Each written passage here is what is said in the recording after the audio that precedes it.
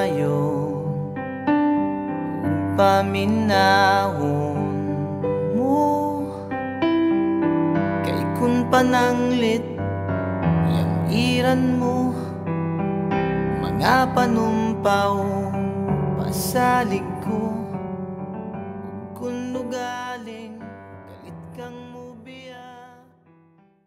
Obviously, you know the title of the song. What's the title of the song? Yeah, Gugmang Yatay. I have one question. Do you remember that time when you first heard this song on the radio? Who can remember? Who were you at that moment? Nagmaoy. Okay. Me, I can hazily remember it, no, but I do remember it. Now, I've heard of the song before, but I've never really noticed it until that moment when I was in the cab and the song came on the radio and I was stuck in traffic in the middle of Manila. Manila of all places, I heard that song.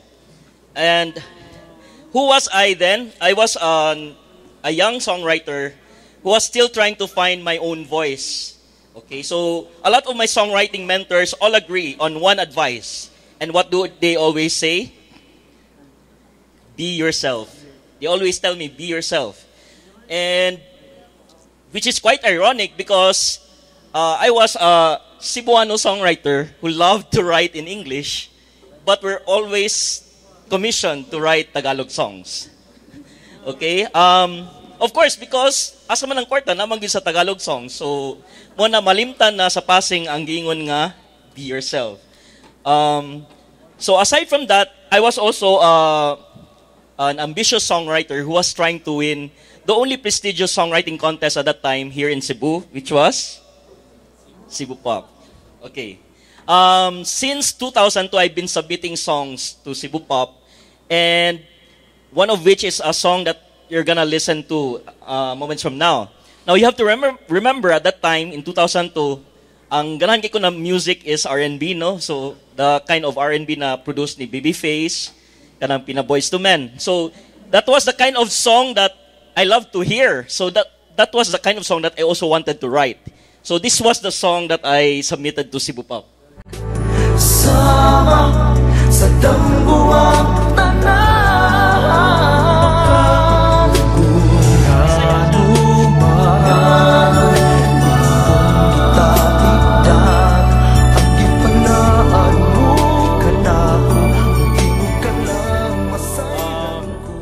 Abi na kog hip na kay ko, no? Cool na kay ko, kay nakasuat kog Bisaya na inana. Pero, unfortunately, when I submitted it, the song did not even make it through the screening. So I was a bit disappointed, but unfortunately, there's this certain OPM artist who really loved the melody. And so in 2004, I translated that song to Tagalog, so it became this song. You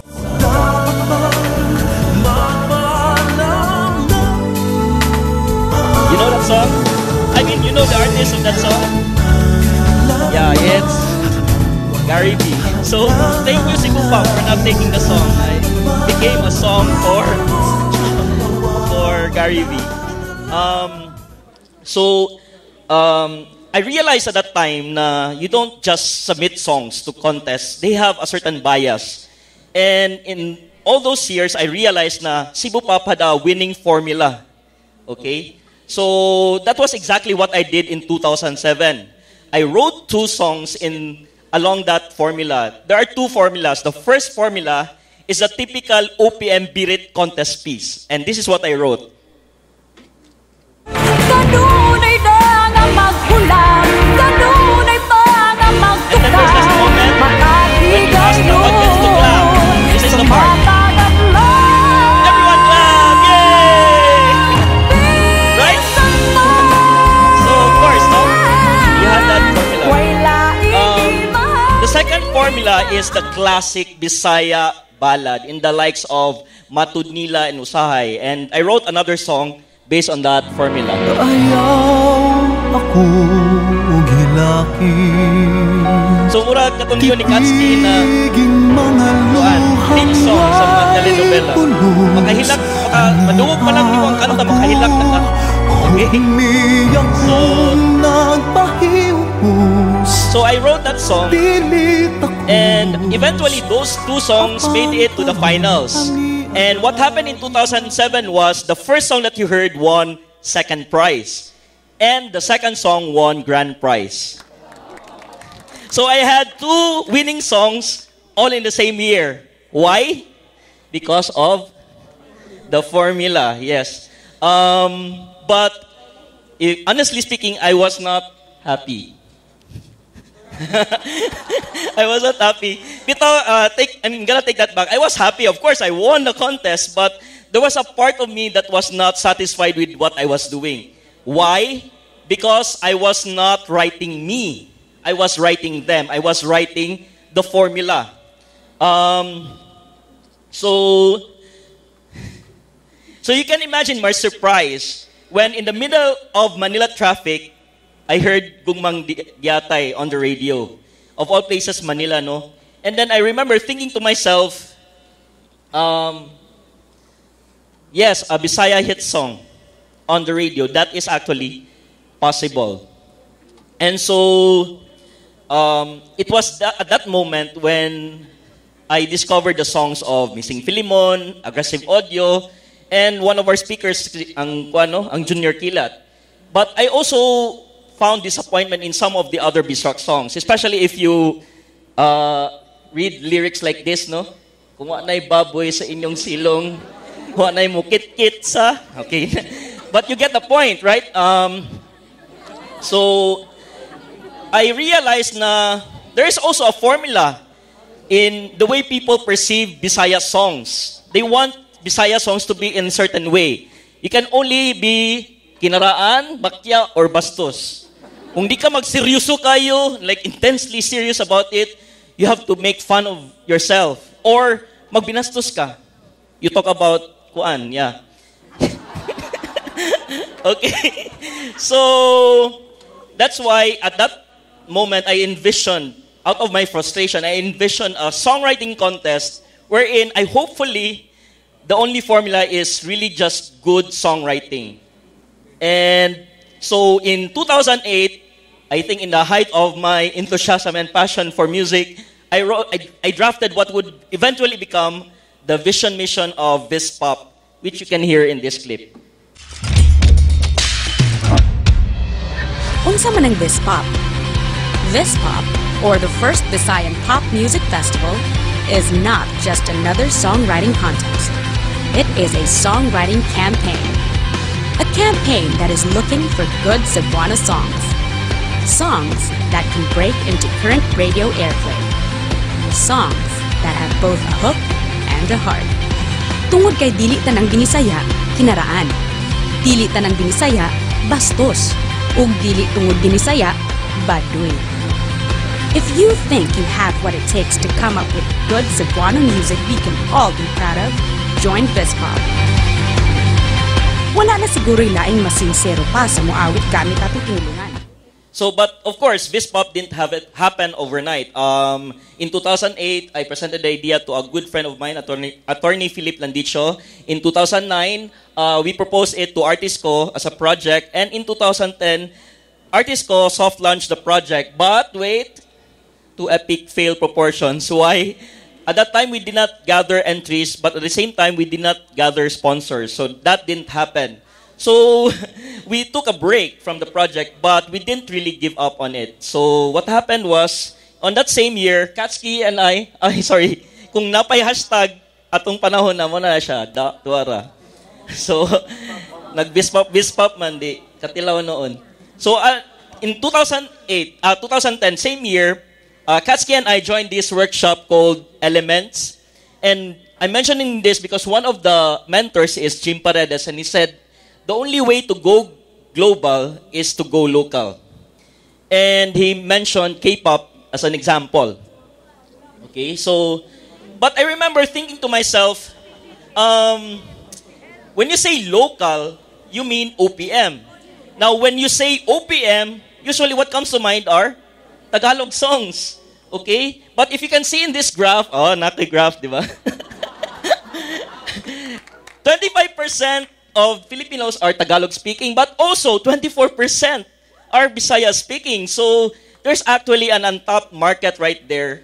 And so we say that OPM is not just Tagalog songs. Do you agree?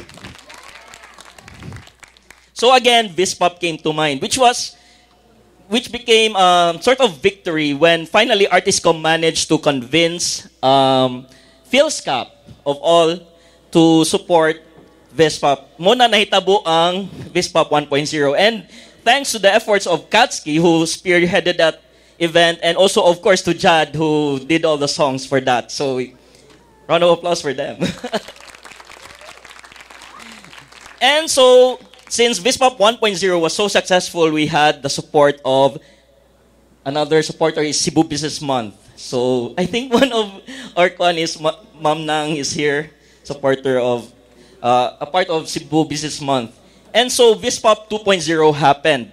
In all those 2 years, just 2 years, I think we were able to accomplish what we set out to do, which was to find new Bisaya hit songs on the radio. So, these are some of our hit songs.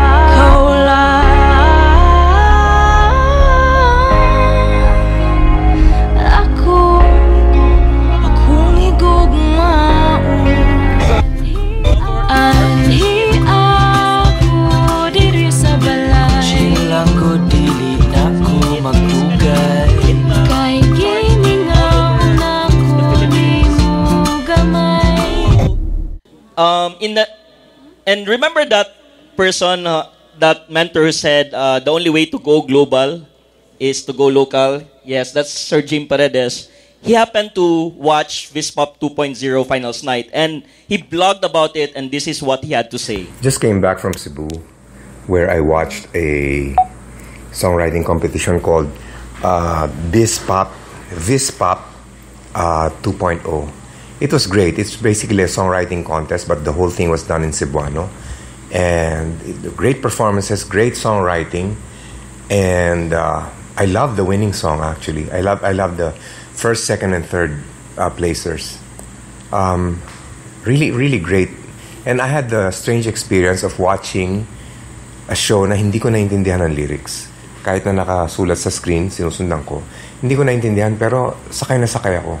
Now I imagine what it's like to be a non-Tagalog in a Tagalog world. Ganun pala yun. But it's amazing. I'm in full support of Vispop. And since I sit in the board of PhilSCAP and I'm in charge of the Social Cultural Committee, which donates money to such things, I fully endorse it. So yun, just sharing this joy of experiencing something really new in the Philippines. And the excitement that they had for their music was, I could really relate to it because I've been there. I've really been there. Yun lang. In a time when the trending statement is OPM is dead, we say no. Why? Because we found out that Vispop is one of the answers. And let me go beyond Vispop this time. No, remember that graph? Ganina, of course, amo gilang butag effort, so we're gonna use it twice, no? So if you flip this graph, you get this one. 51% have yet to be heard. Okay, so I think that would be, for me, the epitome of a renaissance in OPM. If we get to hear the other 51%, which we haven't heard yet, represented in songs through mass media. Don't you think that's a dream? That's possible, right? I can't wait for the Ilonggo hit song or the usapay other languages Kapampangan. I hope we get to that point. But for now, we focus on our beloved Bisaya, of course, no? Curious note lang. So, yeah, OPM is not just Tagalog and Cebuano. We have to realize that. Curious note lang, the song Gugmang Gyatay was actually just a bonus track. No, let me rephrase that. It's not a bonus track. It's a hidden track in the album of the Ambassadors. It's understandable because they were a punk rock band who were writing in English. So this song did not really meld well with their other songs. But they did something to the song. If you can hear it in this clip, they appended a sort of disclaimer You can hear it here. Alaot nga na This is the end of the song. Sa gumang giyatay. And then they added this.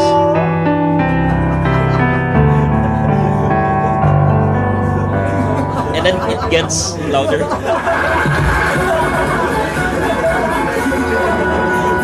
And then it gets worse.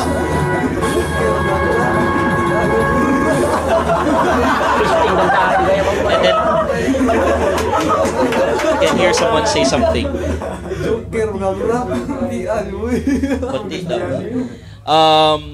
I think it's sort of a metaphor for the way we think of ourselves as Bisaya. We are not really proud of ourselves. We think we're not good enough, no? And we think na kinaraan ta, bakya, bastos. But I hope someday our songs themselves will prove us wrong. I hope, and I'm addressing this to the young people in the audience, I think we really need to reclaim and relearn our language. Now, bisag ako karon no, nag-code switching man ko, di magina ma-help. Di ma-help ang code switching. Pero I hope we really try to learn new words. That's a practical way to start. Like for example, learn kung saan ang taguhala nagigamit ni Jewel Villaflores sa iyang kantang Duyog. Or kung saan ang baile. That's so Bisaya. Nagigamit ni Lourdes Maglinte sa iyang kantang Laylay.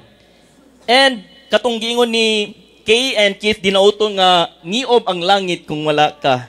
Unsa man ang ngiob? You find out these words and you use them. That's a way to start.